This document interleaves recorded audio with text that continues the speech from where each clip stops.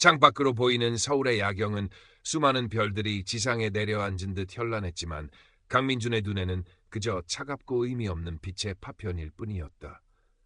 대한민국 IT 업계의 최정상을 향해 숨가쁘게 달려온 그의 삶처럼 화려하지만 공허했다.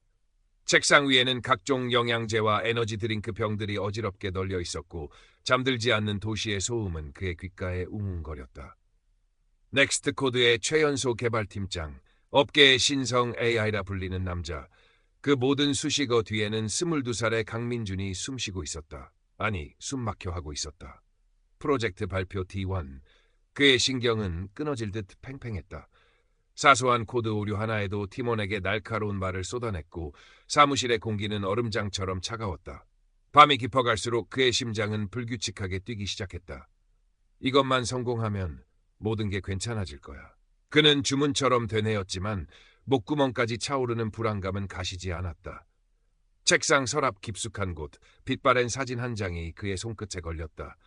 해맑게 웃고 있는 자신과 그리고 서연우. 세상을 바꾸는 프로그램을 만들자. 밤새워 코딩하며 꿈을 나누던 시절의 연우는 지금 어디서 무엇을 하고 있을까? 민주는 애써 사진을 다시 밀어넣었다. 과거는 과거일 뿐이라고, 성공만이 모든 것을 보상해 줄 것이라고 스스로를 다그쳤다. 새벽 3시, 마지막 프레젠테이션 자료를 검토하던 민준의 눈앞이 갑자기 흐려졌다. 가슴을 짓누르는 극심한 통증과 함께 숨이 턱 막혔다. 짧은 신음과 함께 그는 의자에서 바닥으로 맥없이 쓰러졌다. 싸늘한 사무실 바닥의 감촉, 흐릿해지는 모니터 불빛, 멀어져가는 동료들의 다급한 외침. 그것이 민준의 마지막 기억이었다. 삑, 삑, 삑. 규칙적인 기계음이 고막을 때렸다. 눈을 뜨자 새하얀 병원 천장이 시야에 들어왔다. 아니, 정확히는 천장을 내려다보는 자신이 보였다. 수술대 위에는 창백한 얼굴의 남자가 누워 있었고 의료진들이 분주하게 움직이며 그를 살리려 애쓰고 있었다. 저것이 나인가? 믿을 수 없는 광경에 극심한 혼란이 밀려왔지만 이상하게도 마음은 잔잔한 호수처럼 평온했다. 마치 시끄러운 세상의 모든 소음이 완벽하게 차단된 듯한 기묘한 평화였다. 그때 눈앞의 공간이 일그러지더니 거대한 코드 편집기 화면처럼 변했다. 그의 삶이 마치 한 줄 한 줄의 코드처럼 화면 위에 기록되어 빠르게 스크롤되기 시작했다. 유년기의 단편적인 기억들, 학창시절의 웃음과 눈물, 그리고 서연우. 화면은 대학 시절, 연우와 함께 밤새워 코딩하며 미래를 꿈꾸던 동아리방의 풍경에서 멈췄다. 해맑게 웃으며 우리의 코드가 세상을 바꿀 거야 라고 외치던 연우의 모습.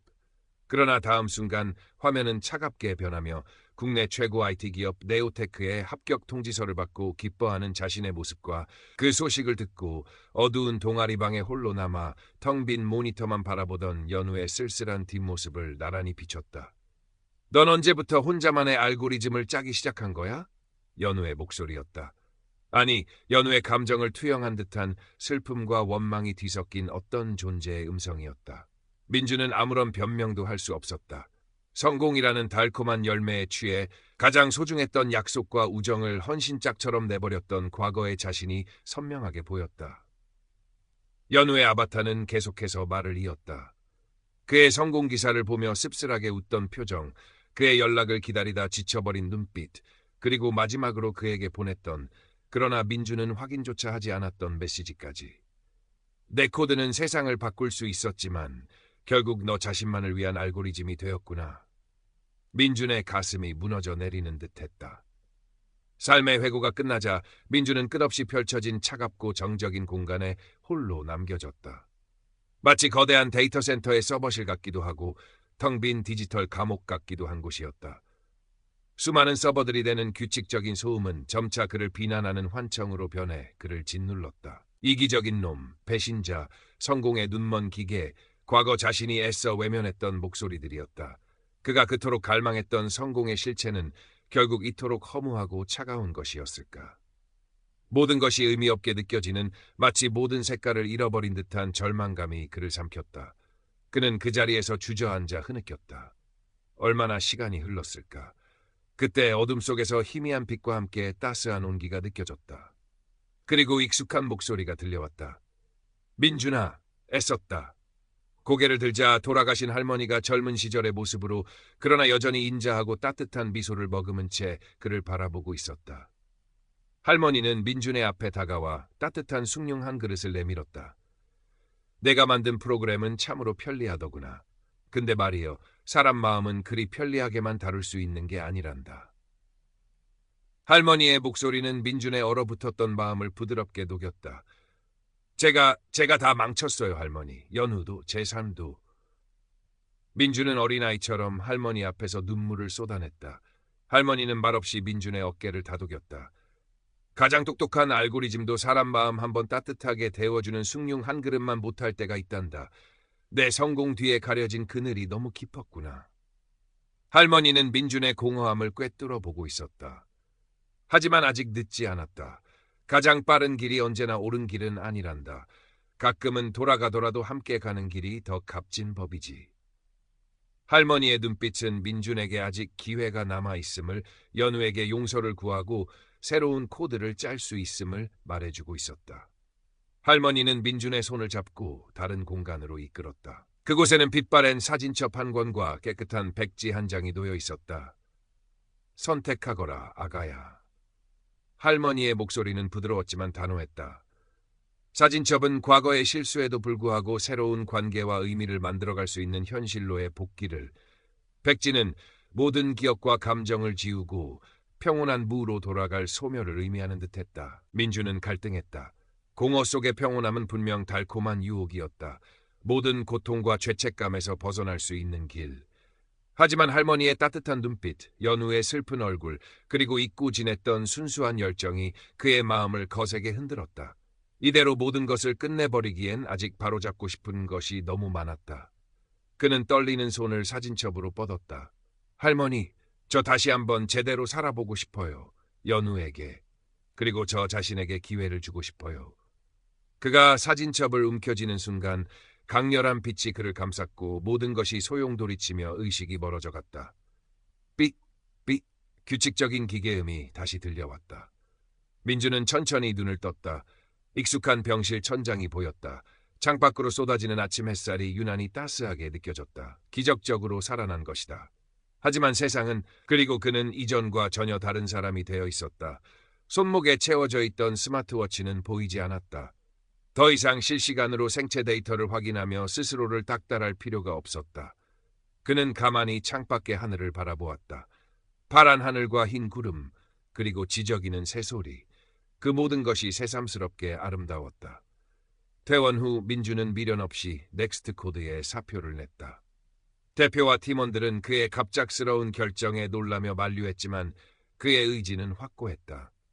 화려했던 오피스텔도 정리하고 낡은 배낭 하나만을 벤 채 그는 강원도 산골 마을로 향했다. 할머니가 마지막으로 보여주었던 연우가 있을 법한 곳의 희미한 이미지와 따뜻한 기술이라는 단서만을 가지고 무작정 나선 길이었다. 수소문 끝에 찾아간 곳은 작은 폐교를 개조한 청소년 쉼터였다.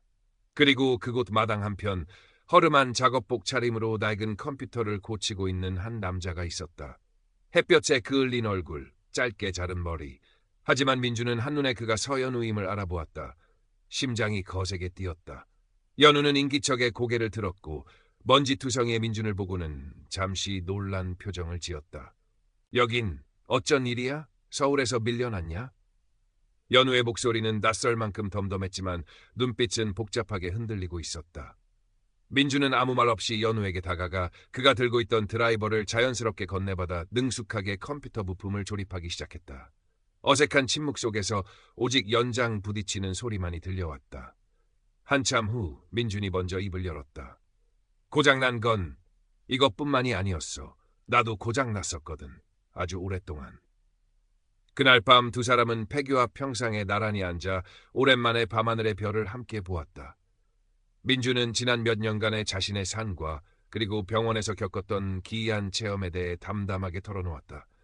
연우는 말없이 듣고만 있었다. 모든 이야기가 끝났을 때 민주는 무릎을 꿇고 연우에게 진심으로 용서를 구했다. 미안하다 연우야. 정말 미안해. 연우는 한동안 아무 말도 하지 않았다. 그저 먼 산을 바라볼 뿐이었다.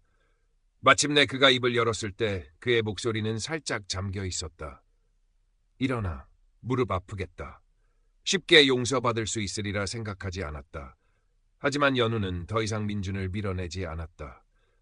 다음 날부터 민준은 쉼터의 아이들과 스스럼없이 어울리며 굳은 일을 도왔다. 낡은 컴퓨터를 고치고 아이들에게 코딩의 기초를 가르쳤다.